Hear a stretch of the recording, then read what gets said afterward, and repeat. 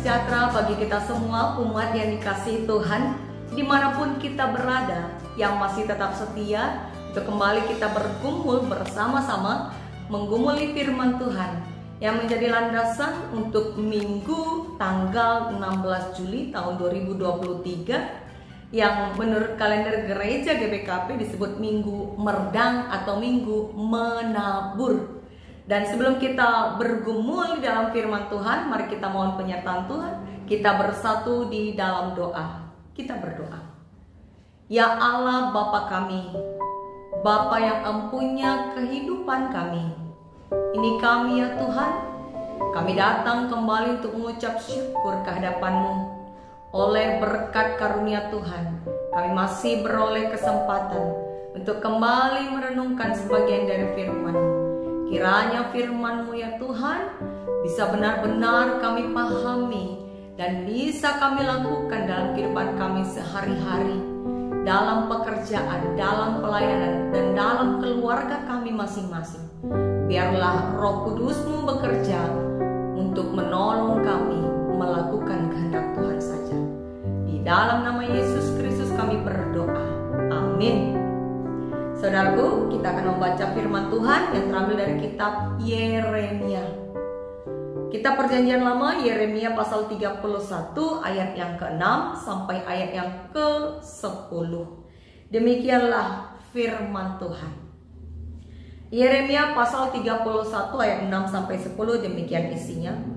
Sungguh akan datang harinya bahwa para penjaga akan berseru di gunung Efraim, ayo, marilah kita naik ke Sion, kepada Tuhan Allah kita.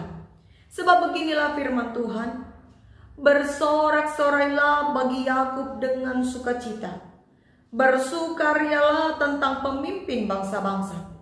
Kabarkanlah, pujilah dan katakanlah, Tuhan telah menyelamatkan umatnya, yakni sisa-sisa Israel. Sesungguhnya aku akan membawa mereka dari tanah utara dan akan mengumpulkan mereka dari ujung bumi. Di antara mereka ada orang buta dan lumpuh, ada perempuan yang mengandung bersama-sama dengan perhimpunan yang melahirkan. Dalam kumpulan besar mereka akan kembali kemari. Dengan menangis mereka akan datang, dengan hiburan aku akan membawa mereka. Aku akan memimpin mereka ke sungai-sungai, di jalan yang rata, di mana mereka tidak akan tersandung. Sebab aku telah menjadi bapa Israel, Efraim adalah anak sulungku.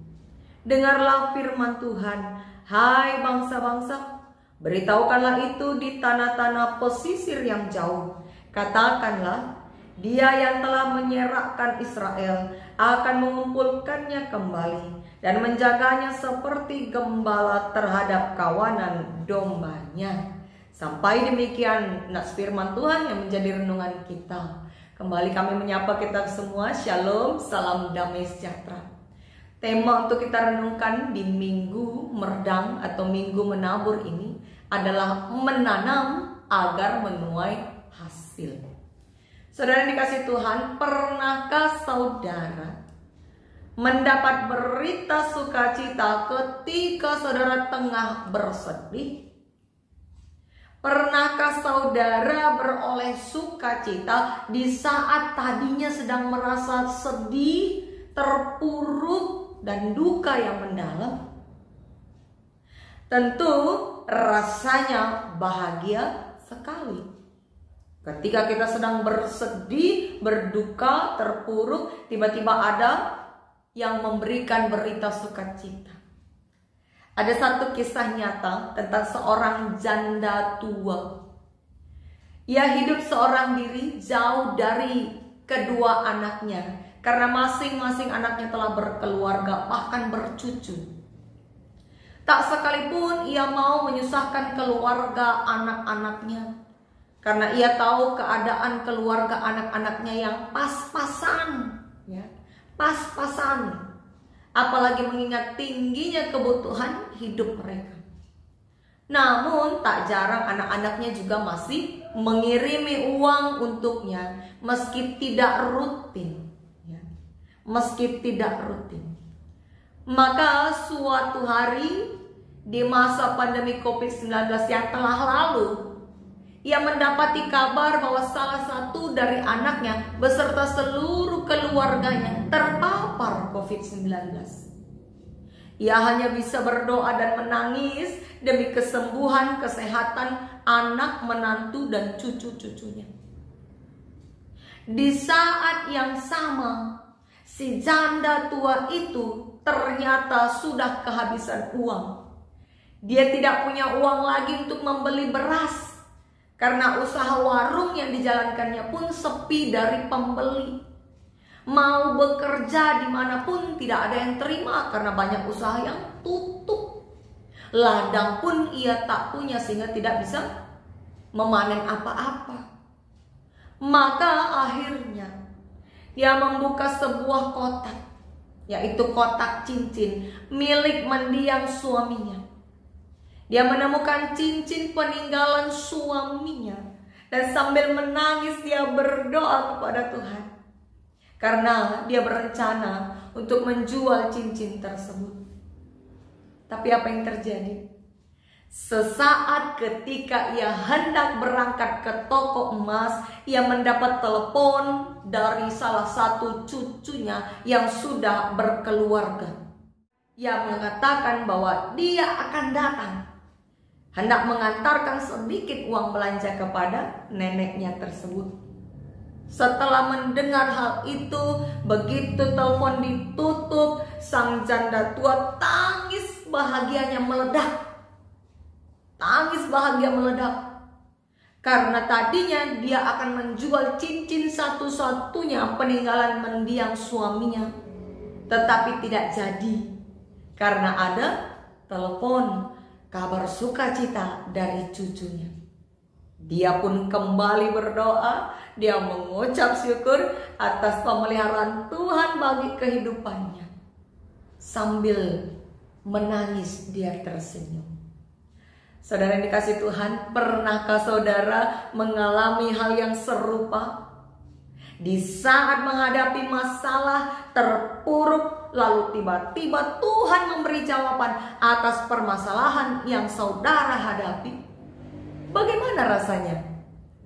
Tentu otomatis duka itu beralih jadi sukacita. Inilah yang terjadi pada bangsa Israel dalam nubuatan yang disuarakan oleh Nabi Yeremia. Konteksnya ketika itu Tuhan berfirman melalui Nabi Yeremia bahwa masa-masa pembuangan akan segera berakhir, di mana ketika itu bangsa Israel yang tengah berada di Babel selama 70 tahun kurang lebih, ya, kira-kira itu 3 generasi. Bukan waktu yang singkat, 70 tahun. Maka ketika itu bangsa Israel tengah berada di dalam keterpurukan. Dia sudah putus asa, tidak punya pengharapan lagi untuk menjadi bangsa yang merdeka. Bagaimana tidak, mereka tidak punya kekuatan militer untuk berperang melawan musuh. Mereka tidak punya apa-apa. Mereka hanya budak. Namun ternyata Tuhan sudah merancang sedemikian rupa keselamatan bagi bangsa Israel. Dan berita keselamatan ini dimulai dari pasal yang ke-30. Ada janji pemulihan dari Allah bagi bangsa tersebut. Di mana dalam kisah pembebasan bangsa Israel kita tahu bahwa bangsa Persia datang di bawah kepemimpinan Raja Kores, itu dipakai Tuhan untuk mengalahkan kerajaan Babel, sehingga bangsa Israel yang tadinya budak tahanan Raja Babel berpindah tangan, beralih menjadi di bawah kekuasaan Raja Persia. Dan di bawah kekuasaan Raja Persia memerintahkan agar bangsa-bangsa tahanan, salah satunya bangsa Israel, ya, sebagai bangsa jajahan, itu kembali ke tanah airnya. Disuruh kembali ke Yerusalem. Mengapa? Karena dianggap sebagai beban pemerintah. Dan di saat itulah Israel mengalami pembebasan. Tanpa usaha apapun, tanpa perjuangan militer, semua hanyalah semata-mata anugerah dari Tuhan. Semua itu dinubuatkan oleh Nabi Yeremia. Dan hari pembebasan itu akan ditandai dengan seruan sukacita. Seruan sukacita sebagaimana yang telah kita baca tadi dalam nats renungan kita hari ini. Yeremia 31 ayat 6 sampai 10 menyuarakan sorak-sorai sukacita karena mereka akan kembali ke kampung halamannya. Bahkan kalau kita mulai baca dari ayat yang kelima dikatakan bahwa mereka akan membuat kebun anggur kembali dan akan memetik hasilnya. Mereka akan menanam anggur lalu memetik hasilnya. Itu tanda pembebasan yang dijanjikan oleh Tuhan Allah bagi bangsa Israel. Bahwa Allah akan menyelamatkan bangsa pilihannya itu dan mengubah hukuman menjadi anugerah pengampunan. Saudara yang dikasihi Tuhan, kedukaan berubah menjadi sukacita. Inilah yang terjadi dalam kehidupan bangsa Israel. Dan ini berlaku bagi setiap pribadi. Seperti yang dikatakan di ayat 8 bahwa di antara mereka ada orang buta, ada orang lumpuh, ada perempuan yang mengandung bersama-sama dengan perhimpunan yang melahirkan. Dalam kumpulan besar mereka akan kembali ke tanah Kanaan, tempat mereka. Artinya Tuhan mengasihi semua, tidak pilih-pilih yang mana yang sehat, mana yang sempurna. Tidak, Tuhan tidak pilih-pilih. Yang buta, lumpuh, semua ikut dalam bagian yang beroleh keselamatan itu. Dan di ayat yang ke-10 dikatakan juga bahwa Tuhan Allah yang telah menyerahkan bangsa Israel akan mengumpulkan kembali, dan akan menjaga mereka seperti gembala menjaga kawanan domba peliharaannya. Jadi masa-masa pembuangan yang kurang lebih 70 tahun itu berakhir bak sinetron happy endingnya. Oleh karena Tuhan yang memberikan kemenangan bagi bangsa Israel. Saudara dikasih Tuhan, janji pemulihan ini disampaikan oleh Tuhan melalui Nabi Yeremia dengan tujuan menguatkan hati dan iman bangsa tersebut kepada Tuhan, yang ketika itu sedang merasa putus asa, kehilangan harapan. Janji ini diberikan oleh Tuhan melalui Nabi Yeremia agar mereka kembali melihat bahwa ada harapan di hadapan mereka, bahwa Tuhan telah merancang damai sejahtera dalam kehidupan mereka, sehingga mereka kembali kuat dalam keterpurukannya. Lalu apakah pesan dari firman Tuhan hari ini bagi kehidupan kita sekarang? Saudara yang dikasihi Tuhan, saat ini kita juga kerap menghadapi situasi kehidupan yang seolah-olah kita sedang berada di pembuangan. Kita mengalami kesusahan, kita mengalami penderitaan.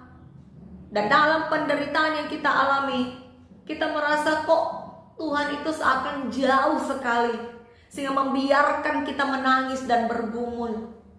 Kenapa tidak Tuhan jawab di awal? Setelah kita menangis, setelah kita bergumul, barulah seringkali kita mendapat jawaban dari Tuhan.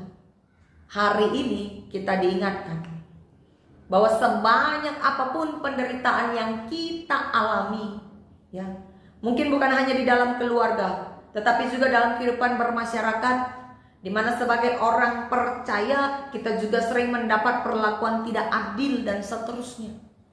Ingat bahwa Tuhan akan menunjukkan jalan keselamatan. Tuhan itu senantiasa menemukan pengharapan yang baru ketika kita mengandalkan Dia. Maka jangan tarik diri atau menjauh dari Tuhan ketika ada penderitaan. Percayalah, Tuhan sudah merancang keselamatan bagi kita orang percaya. Jadi kalau ada saudara yang saat ini ambil bagian dalam pelayanan di gereja maupun masyarakat, seringkali dalam melakukan hal yang baik, saudara justru menderita kesusahan, jangan mundur. Jangan mundur. Karena Tuhan akan memberi kemenangan pada waktunya, ya. Waktu Tuhan. Sebab Tuhan itu penuh dengan kasih. Ia mengasihi kita anak-anaknya. Ia tidak akan membiarkan orang-orang pilihannya tenggelam di dalam keterpurukannya. Sebagaimana orang-orang Israel tidak dibiarkan selamanya menjadi budak, tetapi dijadikan bangsa yang besar yang akan kembali ke kampung halamannya, membangun kembali kehidupannya, menanam anggur dan menuai hasilnya. Saudara dikasih Tuhan, namun janji keselamatan yang Tuhan berikan ini tidak untuk membuat kita orang percaya menjadi pemalas. Janji keselamatan dan pemeliharaan Tuhan tidak untuk membuat kita menjadi seorang yang hanya mau menerima berkat, tidak mau bekerja dan berusaha. Ayat invokasi kita hari ini Amsal 19 ayat 15 mengingatkan bahwa kita ketika kemalasan menghampiri kita, itu akan membuat kita tidur, lalu datanglah masa kelaparan. Artinya apa? Malas itu tidak ada gunanya. Kemalasan hanya akan menimbulkan kelaparan. Tuhan memang merancang keselamatan, dan Dia akan memelihara kehidupan orang percaya layaknya gembala terhadap kawanan domba. Dirawat, dijaga. Tetapi bukan berarti kita pasif. Hidup hanya menjalani hidup saja, diam, menunggu berkat, tidak mau berusaha. Kadang-kadang ada orang yang berpikir, oh nanti Tuhan akan cukupkan, kenapa mau repot? Ya, salah. Tentu tidak seperti itu. 2 Tesalonika 3 ayat 6-10, Rasul Paulus mengingatkan bahwa setiap orang haruslah melakukan tanggung jawabnya untuk bekerja. Karena Rasul Paulus sendiri pun di dalam memberitakan Injil, dia tetap bekerja. Apa pekerjaan Rasul Paulus? Yaitu sebagai tukang tenda. Meskipun ada haknya untuk diberi makan dan dicukupkan oleh jemaat, tetapi dia tidak mau bergantung pada jemaat, tidak mau menyusahkan, menjadi beban bagi jemaat. Konteksnya ketika itu ada sebagian orang-orang Kristen yang dalam menanti kedatangan Yesus untuk kedua kalinya, mereka hanya berdiam diri. Mereka memang menyembah Tuhan tetapi tidak bekerja. Maka kata Rasul Paulus, orang yang demikian janganlah diberi makan, supaya meluruskan pemahaman yang salah ketika itu.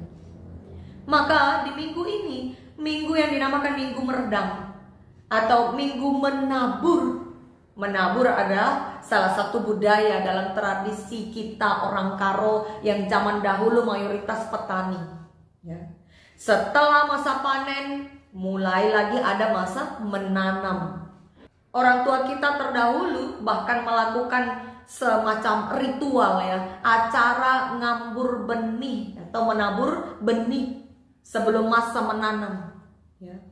Ada ritual karena dulu belum beragama. Dan di masa menanam itu mereka menyerahkan diri kepada Yang Maha Kuasa supaya benih itu bisa tumbuh. Karena benih bisa tumbuh hanya dengan kuasa dari Yang berkuasa, ya, Tuhan. Sekarang kita kenalnya Tuhan. Dan tradisi zaman dahulu kemudian kita lestarikan. Kita lestarikan dan sudah diterangi oleh Injil, di mana meredam atau menabur, ya, itu menjadi salah satu cara kita mengingat untuk berserah kepada Tuhan, bahwa dalam berbagai usaha yang kita kerjakan, bukan hanya dalam menabur benih sebagai petani, ya, tetapi di dalam setiap usaha pekerjaan kita, kita selalu minta berkat Tuhan, mengandalkan Tuhan. Maka minggu menabur ini menjadi pengingat bagi kita bahwa dalam kita memulai segala usaha, supaya menuai hasil, mintalah berkat kepada Tuhan. Jadi minggu merenang atau minggu menabur ini bertujuan untuk memotivasi kita, ya, sebagai umat percaya. Di dalam kita menabur atau memulai pekerjaan, memulai usaha kita, hendaklah jangan hanya mengandalkan kekuatan kita semata, ya.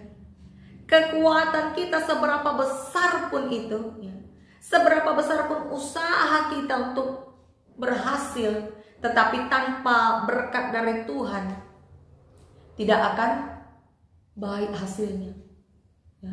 Jangankan dalam memulai usaha, makanan dan minuman yang kita makan saja belum tentu membuat kita bisa tetap hidup. Tapi karena Tuhanlah, maka kita bisa tetap hidup. Tuhan yang memberi napas kehidupan bagi kita. Jadi saudara yang dikasihi Tuhan, ingatlah untuk senantiasa bergantung pada Tuhan. Ketika kita memakai tenaga, pikiran, tubuh, dan setiap kesempatan untuk berusaha dan bekerja, tetaplah minta berkat dari Tuhan. Sehingga usaha dan pekerjaan kita itu menghasilkan. Kita bisa tuai hasilnya. Dan satu lagi, bekerjalah. Jangan hanya menunggu. Apalagi menunggu emas jatuh dari langit. Tidak akan terjadi. Jangan bermalas-malasan, apalagi menunda-nunda pekerjaan. Tetapi menaburlah, taburlah apa yang bisa engkau tabur. Baik itu pekerjaan, usaha maupun kebaikan. Taburlah, maka engkau akan menuai hasil. Dan khusus bagi saudara-saudari yang belum bekerja atau tidak sanggup lagi bekerja, menabur bisa diartikan sebagai usaha dalam mengupayakan hari esok yang lebih baik. Caranya bagaimana? Mengisi hari-hari dengan kegiatan yang berguna, bukan dengan bermalas-malasan, apalagi menunda-nunda melakukan hal yang baik. Mulailah menabur dengan melakukan hal yang berguna, yang sesuai dengan kehendak Tuhan. Bahkan untuk mencari jodoh pun diperlukan usaha, menabur. Taburlah. Dengan cara apa? Tingkatkan kualitas diri kita, ya. Dengan kualitas diri yang ada pada kita, kita akan layak untuk memperoleh pasangan. Sehingga dengan karakter yang ada pada kita, ya, Tuhan berikan pasangan yang cocok, yang tepat untuk mendampingi kita. Itu juga adalah sebuah usaha. Mari mulailah segala usaha, ya, dan pekerjaan dengan doa. Jangan takut berusaha, karena Tuhan pasti memelihara hidup kita. Selamat menabur, menabur di dalam nama Tuhan. Biarlah Tuhan tetap memberkati kehidupan kita. Amin. Mari kita berdoa. Kami mengucap syukur ya Tuhan atas kesempatan yang Tuhan masih berikan. Kami diingatkan kembali untuk senantiasa mengandalkan Tuhan di dalam setiap usaha dan pekerjaan. Ajar kami ya Tuhan di dalam setiap aspek kehidupan kami, sehingga kami mampu melakukan yang baik, yang sesuai dengan kehendak Tuhan, menabur kebaikan, menabur kasih, dan menabur segala usaha, sehingga kami akan menuai hasilnya pada waktu yang telah Tuhan tetapkan. Di dalam nama Yesus kami mohon kiranya Roh Kudus-Mu bekerja di dalam kami. Amin.